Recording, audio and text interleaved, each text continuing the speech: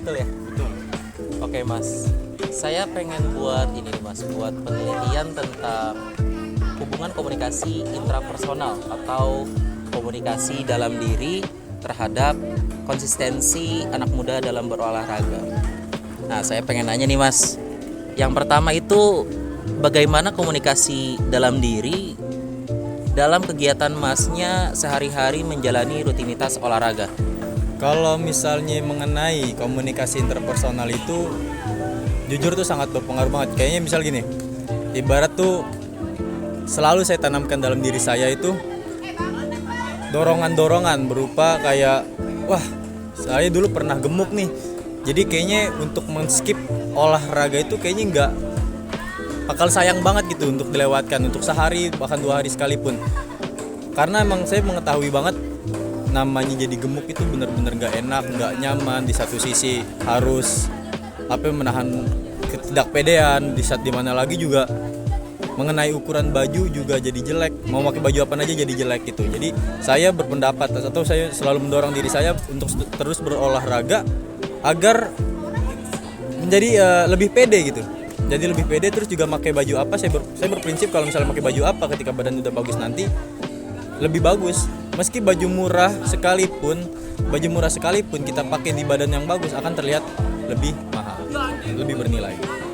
Oke Mas, yang kedua, apakah ada perubahan yang signifikan setelah melakukan komunikasi dalam diri atau komunikasi intrapersonal dalam memanage waktu dalam berolahraga? Untuk kepengaruhan diri terhadap manajemen waktu jujur pasti sangat ada. Kayak misal di sela-sela kesibukan saya seperti mengajar, terus berkuliah, mengerjakan tugas dan lain-lain sebagainya, saya selalu menyempatkan diri atau menempatkan waktu untuk berolahraga. Terkadang waktunya pagi, kalau misalnya pagi ada kuliah kita pindahin ke sore, kalau misalnya sore ada tugas lain atau ada kegiatan lain di kampus kita alihkan ke malam. Pokoknya selama tubuh kita nggak merasakan misalnya sakit kayak demam gitu, pasti saya akan melakukan olahraga. Ibarat tuh no pain no gain itu. Pasti selalu nyenggangin waktu gitu ya? Nyenggangin pasti, dan udah berjalan juga selama 3 tahun lebih. Oke. Nah, yang ketiga nih Mas, bagaimana tingkat kepuasan Masnya nih terhadap perkembangan Mas saat ini?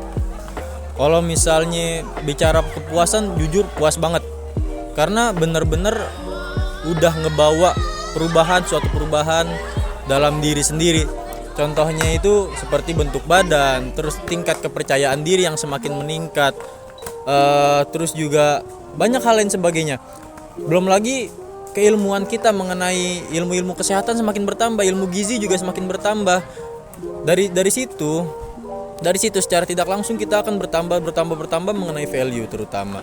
Apalagi ada orang yang ingin memulai dalam berolahraga, biasanya kita temannya dijadikan referensi untuk bertanya-tanya, tempat bertanya-tanya mereka yang ingin memulai olahraga gitu. Oke, baik. Nah, yang terakhir nih Mas, bagaimana pandangan Masnya nih melihat hubungan antara komunikasi dalam diri dan rutinitas dalam menjalankan olahraga? Apakah sangat berpengaruh? Apakah biasa aja atau gimana nih Mas? Seperti yang dibicarakan tadi di awal, jujur ini sangat berpengaruh banget namanya komunikasi intrapersonal dan kegiatan olahraga. Apalagi kegiatan tersebut sudah berjalan selama kurang lebih 3 tahun. Seperti yang dibilang tadi, saking pengaruhnya itu sampai bisa-bisa membawa tubuh ke yang lebih sehat, membawa diri ke lebih percaya diri yang lebih. Terus juga terutama hormon-hormon yang didapat seperti hormon endorfin, dopamin.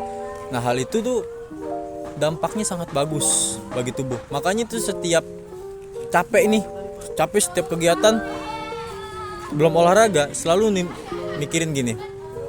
Nih kalau nggak olahraga saya bakal saya hari ini udah makan banyak, kalau nggak olahraga kira-kira bakal gemuk lagi nih kayak kemarin nih. Ibarat tuh semacam takut gemuk ya. Memang kalau dipikir-pikir emang agak nggak bagus ya, karena seperti fobia gitu terhadap gemuk. Cuma balik lagi, namanya sudah mendarah daging, terus juga komunikasi intrapersonal yang sudah kuat di dalam diri, mau nggak mau harus tetap melakukan olahraga gitu. Berarti bisa dibilang udah jadi kebutuhan ya?